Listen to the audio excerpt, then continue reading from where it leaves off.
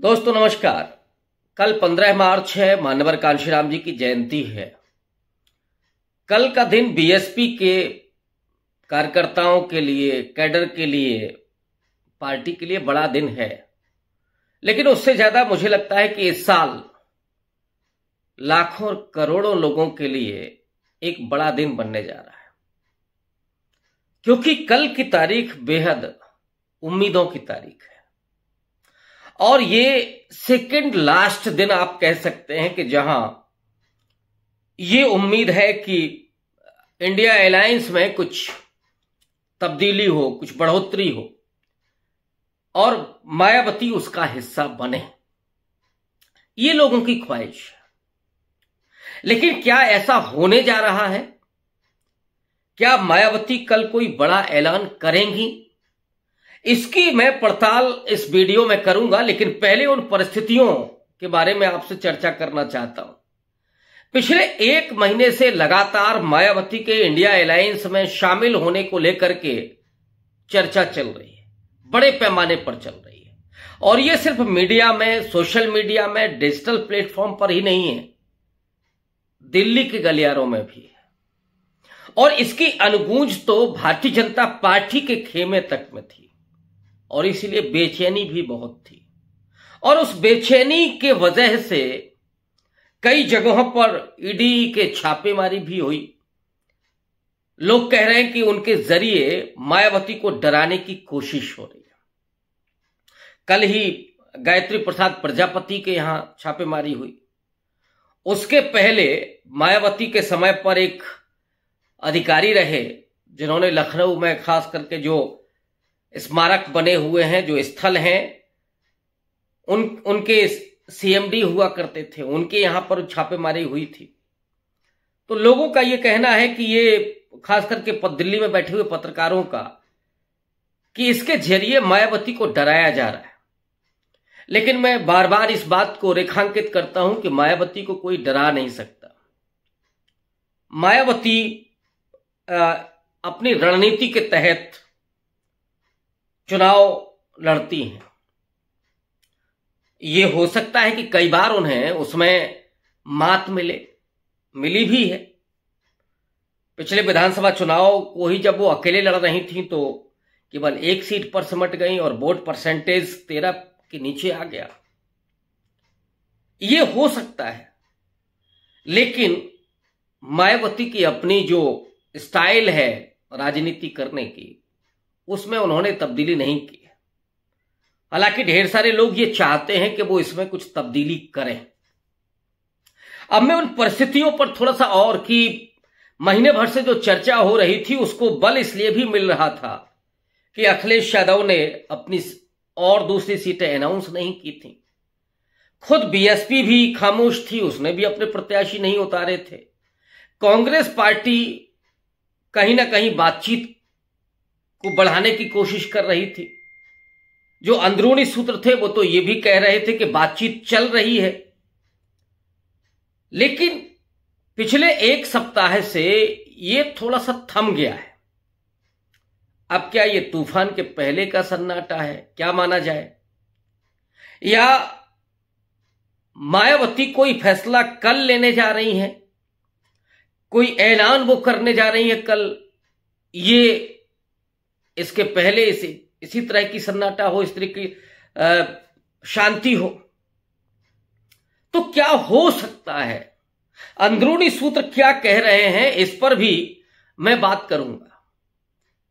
जो पूरा समाज चाहता है, दलित, पिछड़ा, अल्पसंख्यक समाज, के मायावती इंडिया अलायंस के साथ आए, क्योंकि उससे सिर्फ मैथमेटिक्स ही मजबूत नहीं होगा, एक केमिस्ट्री भी बनेगी। एक बड़ा दलित चेहरा इंडिया अलायंस के साथ जुड़ेगा। मल्लिकार्जुन खड़गे को कांग्रेस पार्टी ने अपना राष्ट्रीय अध्यक्ष बनाया, और ये एक रणनीति के तहत भी कि जो दलित वोटर उनसे छिटक गया है उसको कैसे कांग्रेस पार्टी के साथ फिर से जोड़ा जाए। तो उस पूरे दलित समाज में एक उम्मीद पैदा करना और उनके बीच का एक बड़ा नेता खड़ा करना, राष्ट्रीय अध्यक्ष बनाना, यह कांग्रेस की अपनी रणनीति का हिस्सा रहा। लेकिन मायावती को लेकर के पूरे देश में एक बड़ा जंप हो सकता है, एक बड़ा माहौल तैयार हो सकता है, और वो उत्तर प्रदेश ही नहीं बल्कि तेलंगाना तक भी प्रभाव डालेगा। वो प्रभाव कर्नाटक में भी डालेगा, पंजाब में भी डालेगा, मध्य प्रदेश, राजस्थान, छत्तीसगढ़ में भी डालेगा। इसी वजह से विपक्ष भी ये चाहता है, जितनी मेरी जानकारी है कि कांग्रेस पार्टी ये चाहती है कि मायावती उनके साथ आए, और उसके लिए जो एक फोन कॉल की जरूरत है वो सोनिया गांधी का है। लेकिन ये तभी संभव है जब जो बातचीत है, सीट शेयरिंग का फॉर्मूला है और सारी और मुद्दों पर जो चर्चा होनी है वो पहले हो जाए, उसके बाद ही ये डायरेक्ट बातचीत होगी। इसलिए अभी से ये बहुत सारे लोग सोच रहे हैं कि नहीं, अब सब कुछ खत्म हो गया है, अब कोई उम्मीद नहीं बची है। ये उम्मीद तो तब तक नहीं खत्म होने जा रही है जब तक चुनाव आचार संहिता नहीं लग जाती और उसके 2 दिन बाद तक कोई ऐलान नहीं होता, तब तक कोई उम्मीद नहीं खत्म होने जा रही। क्योंकि मायावती के बारे में असल में कोई नहीं जानता, बेहद कम खबरें निकल के आती हैं वहां से, और पूरे विश्वास के साथ तो कोई नहीं कह सकता कि यह फैसला होने ही जा रहा है। हां, जो परिस्थितियां हैं, परिस्थिति जन्य जो प्रभाव है, जो उसके कारण है, उसके जरिए हम लोग विश्लेषण करते हैं कि क्या हो सकता है, क्या संभावना हो सकती है। और परिस्थिति जन्य जो प्रभाव और कारण है वो ये कहते हैं कि अभी बात खत्म हुई नहीं है, गुंजाइश अभी बाकी है। और ये जो सन्नाटा है, ये जो शांति है, वो ये कह रही है कि अभी कुछ अंदर खाने चीजें बनते हुए दिख रही, अभी खत्म नहीं हुआ है। अब एक तर्क लोग दे सकते हैं कि अब तो मायावती ने भी अपने 7 प्रत्याशी घोषित कर दिए हैं, लेकिन ये तो राजनीति में होता रहता है, चलता रहता है, कब कहां से कौन सा प्रत्याशी। और मायावती जो पहले चुनाव लड़ा करती थी वो साल भर पहले से ही अपने प्रत्याशी दे दिया करती थी। कई बार वो उन्होंने चुनाव के दरमियान 2-2, 3-3 प्रत्याशी बदले, इसलिए उनके बारे में यह कहना कि नहीं उन्होंने प्रत्याशी उतार दिए हैं तो अब कोई तब्दीली नहीं हो सकती, मुझे लगता है कि ये ओवर एस्टिमेट करना है। कई लोग ये भी कह रहे हैं कि मायावती को लेकर के जो मूल्यांकन है वो भी कहीं ना कहीं ओवर एस्टिमेट करने वाला है, क्योंकि उनके आने से कितना प्रभाव पड़ेगा, कितना इंडिया अलायंस में इजाफा होगा, ये जिसको कहते हैं कि बंद मुट्ठी लाख की और खुल गई तो फिर खाक की। लेकिन सच बात यह है कि मायावती के बारे में यह कहना, मायावती तुरुप का वो इक्का है कि अगर वो अलायंस के साथ खड़ी हो जाए तो वो बहुत बड़ी सफलता दिला सकती है, मतलब एक गारंटी पैदा कर सकती है। लेकिन यह भी है कि अगर वो अलग चुनाव लड़ती हैं तो उसका परिणाम क्या होगा, उसके नतीजे में बीएसपी कहीं अपने सबसे बुरे परफॉर्म की तरफ ना बढ़ जाए, ये डर क्या मायावती को नहीं होगा?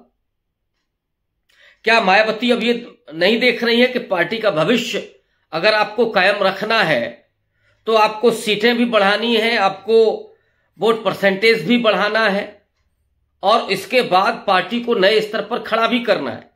पार्टी के भीतर एस्पिरेशन तभी पैदा होंगे जब आप लड़ते हुए दिखाई देंगे।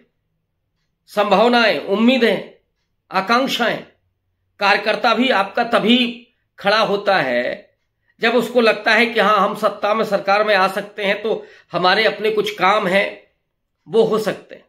ये किसी भी राजनीतिक दल के साथ होता है, और बीएसपी का कैडर, बीएसपी का कार्यकर्ता तो मिशनरी हुआ करता था, और वो सिर्फ व्यक्तिगत लाभ नहीं देखता है, वो समाज का लाभ देखता है।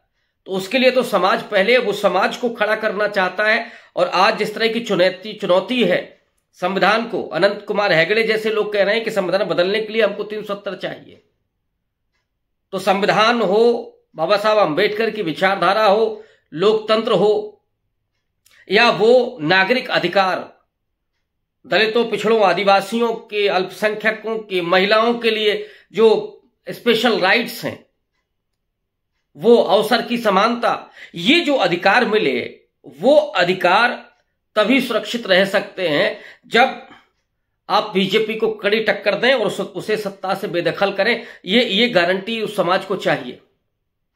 तो मायावती अगर इसके साथ नहीं आती हैं तो लोगों के भीतर यह भी जाएगा कि वो इन मूल्यों के लिए नहीं खड़ी हुई।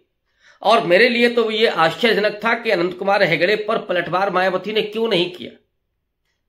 दलितों और वंचितों की सबसे ज्यादा हितकारक पार्टी बीएसपी को माना जाता है और मायावती उसकी सबसे बड़ी प्रतिनिधि देखी जाती, तो उनको खड़े होना चाहिए था।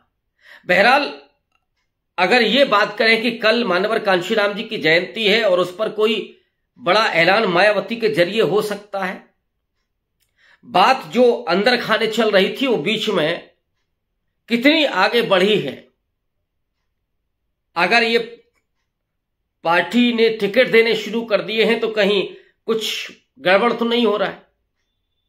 लेकिन कल कांशीराम जी के जयंती पर कोई बड़ा संकेत मिल सकता है और वो संकेत ये भी हो सकता है कि अगले 4, 5, 6 दिन में आचार संहिता लगने के बाद मायावती का स्टैंड क्या होगा। अभी तक उन्होंने कांग्रेस पार्टी को नहीं घेरा है, कोई ऐसा कमेंट उनका नहीं दिखाई दे रहा है जो कांग्रेस पार्टी को वो या इंडिया अलायंस को काउंटर कर रही है।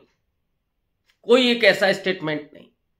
कल जो अगर प्रेस कॉन्फ्रेंस होती है या कोई उनका वक्तव्य आता है प्रेस में, तो उसकी भाषा क्या होती है, उसकी टोन क्या होती है, इसको देखना पड़ेगा और उसके जरिए ही एनालिसिस करना पड़ेगा कि असल में अगले 10 दिन के भीतर, 5 दिन के भीतर क्या होने जा रहा है।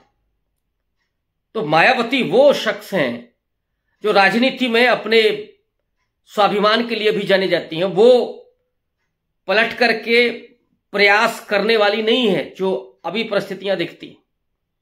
हालांकि लोगों की ये उम्मीदें हैं कि अगर इस बार मायावती को भी समझौते के लिए 4 कदम बढ़ाने पड़े तो बढ़ाने चाहिए, लेकिन उनका जो स्वाभिमान वाला जो व्यक्तित्व रहा है, अत्यंत स्वाभिमानी, क्या वो इसकी इजाजत देगा? और कल क्या इस तरह का कोई ऐलान हो सकता है कि जिसके जरिए वो सीधे तौर पर मोदी को चुनौती देते हुए खड़ी हो, इंडिया अलायंस में, इंडिया अलायंस के साथ जाते हुए दिखाई दे?